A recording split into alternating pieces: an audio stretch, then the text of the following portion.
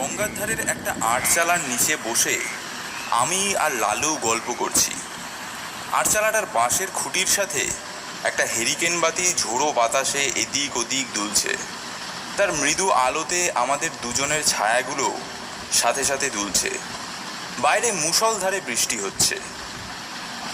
লালু বলল, কি বৃষ্টি হচ্ছে দেখেছিস?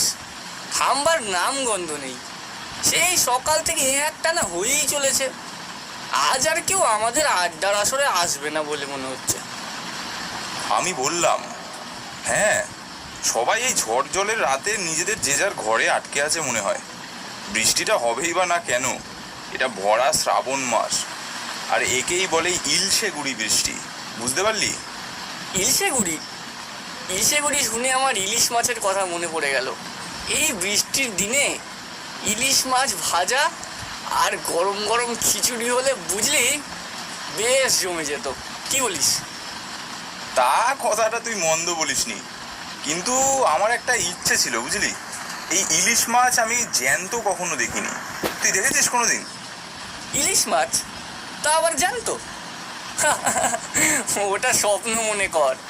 ইলিশ মাছ বরফ চাপা দেওয়া ছাড়া আর জ্যান্ত দেখা যায় নাকি?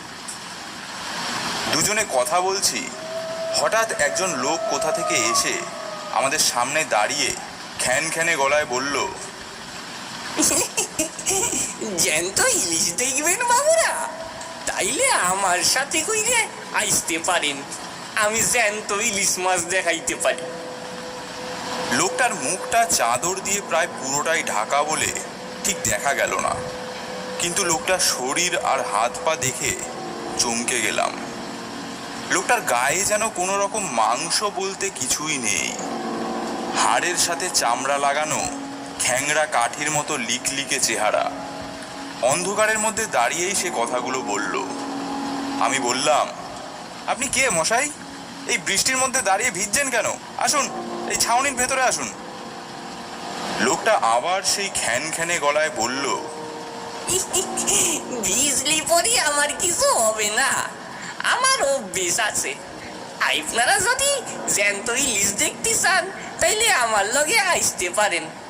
আমি বললাম, ও, তা আপনি যে একজন জেলে আর নৌকা করে নদীতে মাছ ধরেন সেটা বেশ বুঝছি। তা আপনার নৌকাটি কোথায় সেটা তো দেখতে পাচ্ছি না। দেখতে পাবেন কি কইরে? ওই যে ডাইন দিকের জঙ্গলটা দেখতে পাইছেন, ও ঠিক পাশেই ওইখানে জলের মধ্যে রাখা আছে। আইলে আইতে পারেন। আমি আর